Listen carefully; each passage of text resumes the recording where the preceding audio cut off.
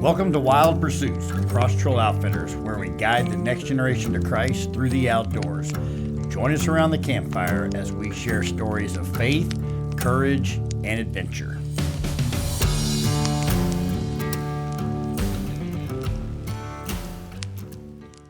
All right, you're in for a treat today. I've got my beautiful wife of 32 Not quite. years. This June Yes. is 32 years. Okay, see, I had it right. I just wanted to make sure. I was giving her the look to make sure. How is that possible? I'm like 32, right? Yep. Man, been married 32 years and you're only 32 years old. Right. Huh, you look great. I like it. It's good. Yes, 32 years, and we dated for 7 years. Before that, I married my high school sweethearts, folks, so you need to understand that I had a crush on this woman or this young girl, when I was in 5th grade. I moved to our new school, to a whole new town, and walked into my 5th grade class and laid eyes on this girl and knew that she was the one for me. Now, when I was that old, I don't think I really realized what that was, but I did have a crush on her, and it never left. So I'm kind of an oddball when it comes to that. So you're in for a treat today, because what I wanted to do is bring Jennifer. Is her name, by the way. I haven't even introduced her. Her name is Jennifer, and Jennifer Bouse, and wanted us both to kind of tell you all our story of CTO and tell you of our journey, because I think many times when you've been doing something a long time, we tend to think it was always like that, and it always felt like that, and it's been a roller coaster, wouldn't you say? Oh, yeah. Sure. Yeah, and it's been an uphill battle at times, but then a downhill battle at other times, and we've been on mountaintops, we've been in valleys, not just with Cross Trail Outfitters, but in our own relationship, our relationship with Christ, our kids as they grew up, and just our story of this old exercise physiologist, and Jennifer was a school teacher and a coach, then got into Mary Kay Cosmetics and became a amazing director, driving free cars and doing all these things. And meanwhile, we're raising kids, and I've got a business. We have a business, but I'm running a lot of things. And then all of a sudden, God puts a break on it all, calls me to ministry, and everything changed. And that's where Cross Trail Outfitters came into our lives about 17 plus years ago. So I think we just start with from day one, right? When Mr. Utek walked into our door, you were what at that time frame? You were training for a marathon or half marathon? I don't remember. I think you were training Probably for a half marathon, because I didn't run very many marathons. I don't know. All I know is you ran for a long time, and you were gone a long time during your training. And an old friend of ours and that went to church with us ran into Mr. Utek at a Andy Dalton shooting range many years ago, and Brian was doing a kind of a promotional thing there.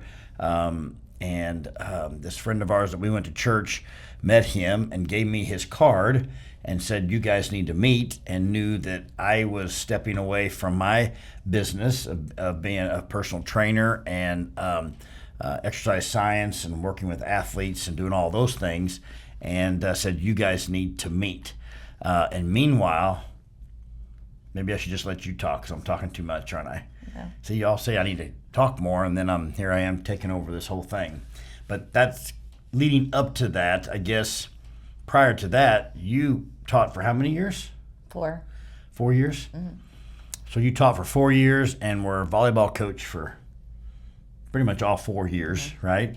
And actually 5. I yeah, coached for okay. an extra year. Yeah, and at that time we hadn't opened up cross training, our business with the gym at that time, and we thought you're going to be a teacher and a coach for the rest of your life. And at that time I was working at where was I working at?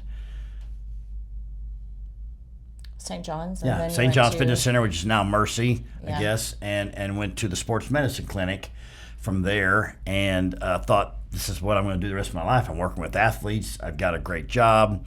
Things are rocking and rolling, and then we had kids, and life changed dramatically, right? Yeah. So talk about that maybe real briefly, and then lead it into all the way to the day when Mr. Utech came to our doorstep and told you that you had to wear a gunny sack and sit around a campfire and no shoes Yeah. and make food for a bunch of little boys. Yeah. Which, by the way, if you're listening here, you didn't really say that, but that's what we were thinking when you were saying what you were telling us.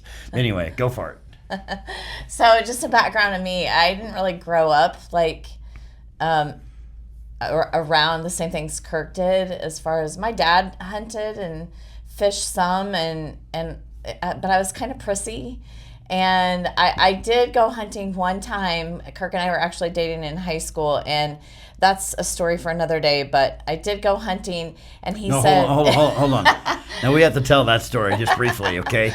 Okay, I'm going to totally interrupt, and I am like a professional interrupting. She'll tell you that because there is a whole story in that when she was wooing me, and I wanted to take her on this. I'm a big bow hunter, right? And back then I was incredibly into it, and she's like, oh, I want to go hunting with you, and we did, right?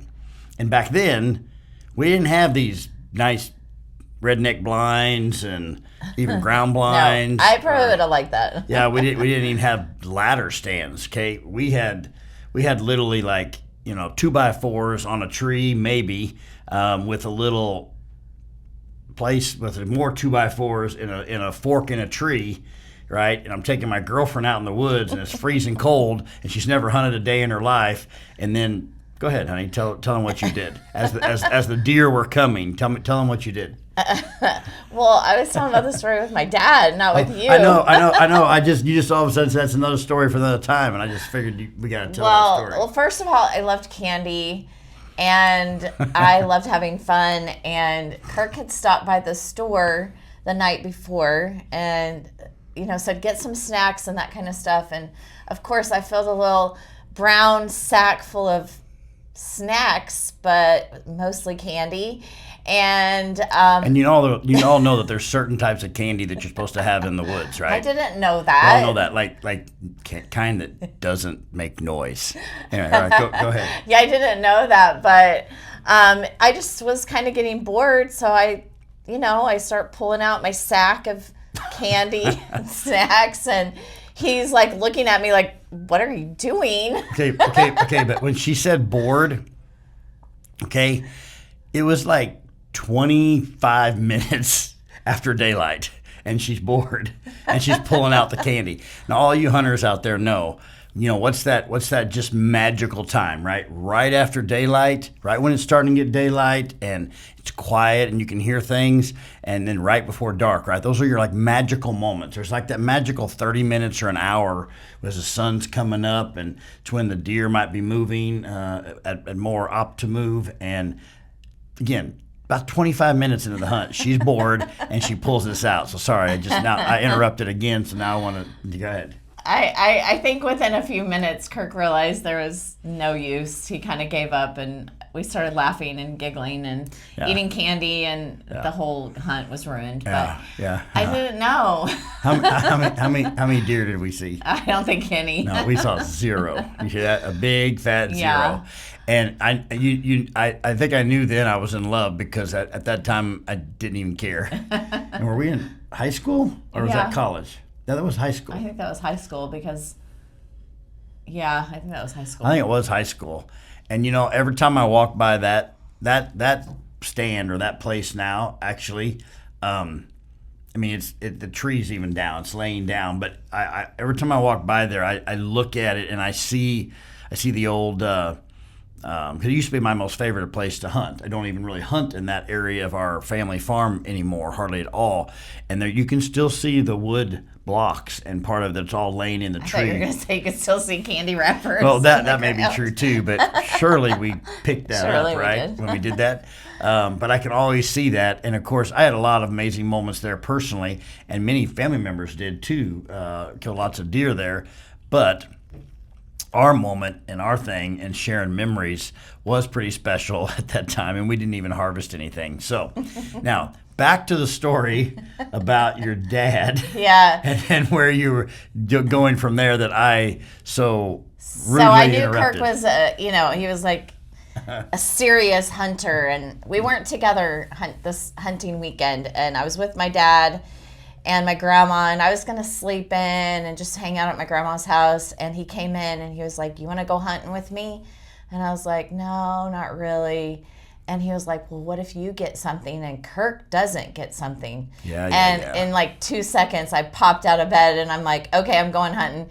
And we did actually get a deer. I did get a deer that morning, but First and only deer to this First and day. only. To this day. probably, yeah. But the interesting story to that is that I ended up getting lost. My dad said, "Go get the truck," and I turned around and started running towards the truck, which was not the direction of the truck. And he realized it in about 5 minutes, and there I was, lost in the woods for hours and hours and hours. And that's a whole story for another day. But yeah, I knew Kirk was a serious hunter, and so that's my background in hunting, like very little. And we went to college. I was an athlete. We got married, and then I started my teaching career and coaching. And really, I mean, our interests were sports and athleticism and teaching. That was what we did when we got married. And we were heavily involved in Fellowship of Christian Athletes Yeah, back then, yeah. and especially in our high school and college yeah, days. together, yeah, for Heavily sure. involved, and then did things in high schools and stuff when it came to ministering to kids even then. Yeah.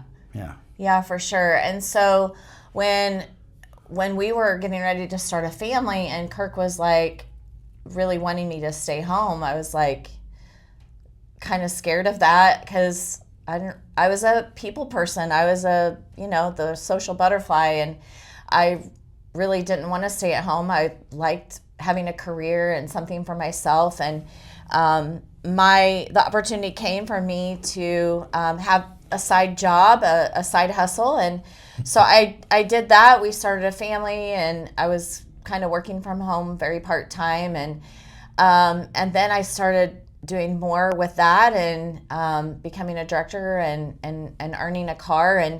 And so there we were building a home and having babies and living the life, living the dream, right? And did that for 15 years? Yeah. Okay. He was training and moved himself into owning his own business, and the business was growing by leaps and bounds. And he was a phenomenal business owner and employer, and very, very successful. And for a few years, he had really been battling about selling the business and really what God was, prompting him to do. And after several different times of trying to sell and do something different, it was time, and he sold the business. And I'm working pretty much full-time from home, but not the breadwinner for sure, and definitely not like relying on my income. And so when he came home and said he was going to sell the business, and I was going to, be responsible for the food on the table. Just clarify, scared I me. didn't just walk in one day and just say I'm selling the business. Well, no, it wasn't like that. There was a for lot sure. of prayer, And a lot of conversation. Yeah, and I remember the girls being really like, Yeah, our girls would have been. they didn't. They would have been like 7 and 5, maybe at that time, give or take. I was thinking 8 and 6. So Maybe yeah, 6. somewhere around that age. Somewhere in for that. sure. Yeah, when we revealed to them what we were going to do, I remember they both broke down and cried. They did. Yeah. And could not see Daddy doing anything else because Yeah. they were used to coming to the gym and running around and playing and playing with all the exercise balls and doing all the crazy stuff. And it was pretty traumatic for them, and they just couldn't believe it. But I guess when a kid's that age, they don't quite grasp. Maybe they were just scared about you being home more. That might have been that too. Because in that process, we said that once this happened, that I would, if God blessed us enough, I could stay home for about a year and just pursue God and help you a lot. And that did happen. We won't talk about. We're not going to talk about. We won't talk about his nickname, but we will talk about how he tried to teach me how to decorate the house. I was not impressed. I was like, you need to find something to do. I did. I was getting involved in things that I normally didn't care much about. Right. And you don't know. Yeah. You just were bored, I think. Yes. But. Maybe. Yeah, probably. But then that brings us to our friend meeting Brian, and Brian coming to the house, and he was going to stay for 15 minutes, and he ended up staying for 4 or 5 hours, and I cried, and I said, I think this is it. Yeah. What's interesting about that part of that story that I think it's worth talking about, that you may not, maybe not even think much about it, but I've told that story before, and one of my parts that this is how the Holy Spirit can work is, Brian comes in the door, you're leaving to go train, and you were in your tense part of your training, so you were gone for a couple hours or longer at a time, and you left, you never even met Brian. Right. You just left, and either before or after he got there, whichever way, and while you were running, you just kept and you didn't even know who I was meeting about, didn't know anything about anything. You have always told me that while you're running, you were in tears while you're running, because you didn't know the man that was there, and you didn't know anything about it, but you knew that was it. And I think that's a powerful testament to when in marriage and becoming one in Christ and who we are, and being one heart, one soul, one mind. And for her to know that, Jennifer's always been really good at that. And me, I didn't have a clue. I'm just meeting some guy that's calling me and had this ministry, and it was hunting and fishing, so I'm going to talk to him about it. And I think that was just the beginning of God working to confirm and bringing our hearts together. So Brian does meet with us for hours, and then you come back running, you shower, thinking. I think he left a video, because I remember. Yeah. Oh yeah. I remember watching the video, and I was stretching while I was watching the video, and tears were just streaming down my eyes, and I remember thinking that I was so concerned about our girls meeting godly men in the way the world was becoming. And this was an opportunity for you to be part of raising up godly men. And there was a chance for my kids that they were going to meet godly men. And I remember that being very powerful for me. And, I think Kirk always wanted boys, and he had two girls. They weren't as prissy as their mom, but they were in their own way a little prissy. So it was probably fun for you to think about hanging out with boys. There was, you said there was a video. There was a video, which I think is interesting. You brought that up, and I'm 99% sure it was Take It to the Nation video. Yeah, that's a whole nother episode, and we will have Brian on one of these days, and his wife Jill, because their story itself is a powerful story of obedience and moving completely out of state, and to come and do what they do, and him just being diligent of meeting me and driving and sitting down with me. And I don't know what, Brian probably has a whole other story about what he thought when he met me, but and me for sure, and Jen, of course, because remember, Jen felt like she was gonna have to put on a grass skirt and he told me I was gonna have to cook food in an open fire. I was like, I don't even know how to do that. I can't do that, no way. And I'm sure that was a scare tactic. But yeah, probably was. But their act of obedience is powerful. Their story in itself. We'll definitely have them on someday to let everybody see that part of the story. But then you come into Yeah, take it to the nation. Brian was being diligent, feeling his call to do CTO full time, and moved from Texas to the Midwest, right in the middle of Missouri, not really knowing anybody, in a little town of Marshfield, Missouri, and buys a farm, and all those things. So you got, I mean, that's just, again, I keep saying that it is a powerful testimony of God's, of being obedient, and then being a testament of being obedient to your calling. Because Brian at the time, and still is, I don't know if he still is or not, but one of the most highly decorated Coast Guard officers in history, and successful real estate then, and very successful real estate with Whitetail Properties, and just so happens to be a major supporter of Cross Trail Outfitters now, and just amazing things there. So we meet, and there was just no doubt. I watched the video and I knew this was it. And that's what Brian was there for. He was taking it to the nation. He was there to get it started in Missouri and for it to go. And now, as we have grown over the next several years and working in multiple states and doing what we're doing across the country, it's the beginning of the vision of our founder, and with Brian and many others that have been involved, that we'll have many other ones on too, to hear their stories too. So now, kind of fast forward a little bit. Obviously, we obviously know this is it. Brian leaves, and you and I look at each other and we're crying, and we're like, "This is it. This is our." And I felt like then I knew. I know it maybe sounds even crazy, but I felt like I knew this was my forever. It's kind of like it was everything that you loved. Yeah. Together. Yeah. Jesus Christ, your passion of making a difference, and your love for the outdoors and hunting. It really was everything that you loved. But I think even that, absolutely that. But I think in my heart of hearts, even when we were commissioned, I knew there was more, and I knew that there wasn't going to be something else. Like, this was it. And we were, we're so young now, and so thanks, honey.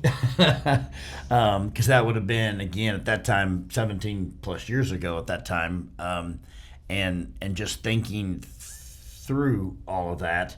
Now looking back, I knew this was my forever. And here we are about 16, 17 years later, and knowing our calling and where we are, and that this is our forever until the Lord tells us to move on, or takes us home. Either way, this is where we're staying. So it's exciting when it comes to that. So, all right. So now we're at the story. We're just getting started. Obviously, we started praying on it, but we knew this was it. I couldn't even tell you the timeline from there, but I called Brian and said, "I'm in. We're all in. We're doing this." Fast forward to getting commissioned. I went to a calling camp in Texas.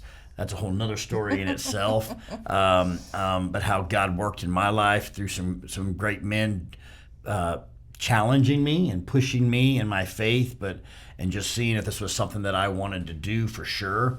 And then go from there to our actual commissioning camp for a weekend with some amazing people here in Missouri. And I have a picture in my office. Probably should have it right here to show you. In my office that I have kept since day one, because it's Jennifer and I kneeling at a campfire, which, as we talk about with Wild Pursuits and Cross Trail Outfitters in this podcast, about a lot of campfire times, thousands of campfire times since then. But sitting around a campfire, and I was handed the brand from our founder and Brian Utek, and knowing at that moment, it's us praying and bowing. I believe we're holding the brand. I don't know if we're at that particular time. And it's a symbolism of just showing our commitment to God and our commitment to Cross Trail Outfitters. And I knew at that time too that there was something more and bigger and better in terms of CTO, and that I was in here. This was our forever thing. So we get commissioned. I get started as an outfitter. And Jennifer did not have to take her shoes off and wear a gunny sack around her for her dress and cook. Brian was just kidding, or like you said, a scare tactic or whatever for that. But she did obviously play a huge role in so many ways, and I know she can tell more of that story. So we begin to do from fundraising to get our chapter kicked off, and it wasn't always easy. A lot of people think where we are now personally and where we are even in CTO that it's just like it's always been like that, right? And it hasn't. There was. There were months where we had 10 cents left in our Yeah, checkbook, yeah, and there was literally, and she's not exaggerating, 10 cents, trying to figure out these things. I had sold the business, and we knew we had a year to kind of live off of some things. We paid off all of our debt besides our house, and we were way ahead in our house, had good equity, and so we knew we could do things. We were just excited about that. And then she was doing Mary Kay, and it was going well, and it was enough to kind of fill in the gaps. But at the end of that year, it was like nothing, and had been starting to raise money, and it wasn't happening. And I can remember this story, sitting around, coming in. I want to say it was Christmas or New Year's. I'm not sure when it was, and we had some good friends of ours that we had gone out with, and we went out on a date with them, paid everything with gift cards, because we didn't have money to pay for anything, and came back in, and we were just sitting there in the driveway just visiting, because they were going to get in their car and go home, and they were asking us, tell us about what's going on and where are you with things. And I looked at them and just I'm not really a crier at times. I can, but I'm not really. So if you do see a tear or cry, I'm very moved. And I just looked at them and I just everything come out, and didn't know what in the world we were going to do. And because money was gone at that time, savings and things, and wasn't quite making quite enough with what we needed through Mary Kay. And I remember I was distracted. My husband was at home. Yeah, my husband was home for a whole year. Yes, worrying about what color the walls are and what color the carpet is, and doing all those types of things. He was distracting me. And I remember my good friend. He looked at me and he said, "Are you called to this?" And I said, "Yes, sir." And he goes, "Are you called to full-time vocational ministry with Cross Trail Outfitters?" And I said, "Yes, sir, I do not doubt that." And he just says, "Stay the course." And I said, "But you don't understand. It's like we're like December 30th or whatever it is." I said, "Come January 1 and we got a mortgage and there is no money." You know how the world's mind, you start thinking, I'm out of money. I'm going to lose my house. I'm going to, all these things. You just start thinking. Men, I don't know if ladies, if you all think like that all the time, but I know this man was. And he just says, stay the course, stay the course. The Lord always provides. If you know you're called, he will always equip and always provide for you. And I remember that like it was yesterday, because and that was really where our faith kind of turned, as far as I really would say, learning to rely on the Lord. Yeah, you're right. Absolutely. And I don't know if it was a couple days, but it was probably a week later or less. For sure a week or less later. I literally go out of the mailbox to get the mail, not sure on what we're going to do. And literally, I get choked up thinking about it even to this day, and I've told this story a bunch of times. They're literally, and I don't even know if this company and these people even know this, which I need to tell them this. There was a $10,000 check in our mailbox from Hodgson Gunpowder. And Chris Hodgson and the family, I am going to give a plug for Hodgson right here, because that family, they love the Lord, and they always honor God and what they're doing. The late Bob Hodgson founded that, and it's not with us anymore. He's at the right hand of the Father, worshiping him, and Chris and Adele and the whole family, they've stayed the course with everything that they do. And I had filed for a grant during that year time for that, and it came in, and I couldn't believe the amount, because that was just so, oh my goodness, that's just so much money at that time in our lives. And that was when we, like you said, a turning point in our faith to realize God does have it. And I don't know what it is, but do you feel like God always has a flair for the dramatic sometimes? I mean, it really does sometimes. I think that's how he speaks to you. Maybe not everybody. I think it's probably because my stubbornness and my hard-headedness, and he waits to the last minute to take care of it. I'm sure he's teaching me a lesson, trying to get me to figure something out, or something that he's trying to teach me. But it did teach me that total reliance on the Lord and what in all that we do. And we tend to doubt things about who we are. and even doubt our callings, and maybe even doubt our marriages. When you're in it, you're like, man, she's just this or he's just that because of these circumstances. It's not the person necessarily always changing. The circumstances are changing. And then we tend to just go down these trails and we're looking at the world and relying on that. And that was a huge lesson for me. It sounds like for you too. And that's when we realized probably more than ever that God's got our back. And man, our belief in where we were, it was encouragement. It was... That's true. He was giving us a confirmation that we are doing what we were supposed to be doing. Now, that was literally like almost 17 years ago. So there's 1,000 more stories between here and there, but and it wasn't always easy. There was a lot more Hodgson moments to where we're rolling, financially's there, and then all of a sudden we're taking kids out hunting and fishing, and God's blessing it, and kids are accepting Christ. And I remember the first sportsman's night we ever did in Missouri at Andy Dalton shooting range. And I believe, I could be wrong, but I think there was 3 kids there. And it was Brian's son, Brock, and I brought Luke Smith and Maverick Lopez. Those were I think, and there might have been one other one, possibly, maybe 2 others, possibly the 2 sons of our dear friend that introduced us to Brian. Mm-hmm. But maximum 5, but only a couple of kids there. And then within about 6 to 8 months later, just the sportsman's night, we had one with Hodgson, of all people. Chris came.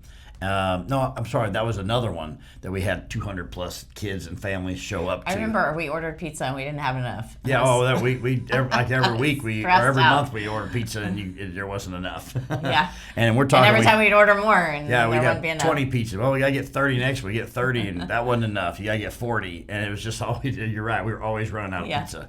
And I don't know. Maybe it wasn't Chris Hodgson. It may have been somebody else. But came, and then we went from those 2 or 3 kids to having 200 plus kids at times at our sportsman's nights, kids and families. Mm-hmm. And we realized, I remember Brian and I looking at each other like, oh my goodness, there's just 2 of us.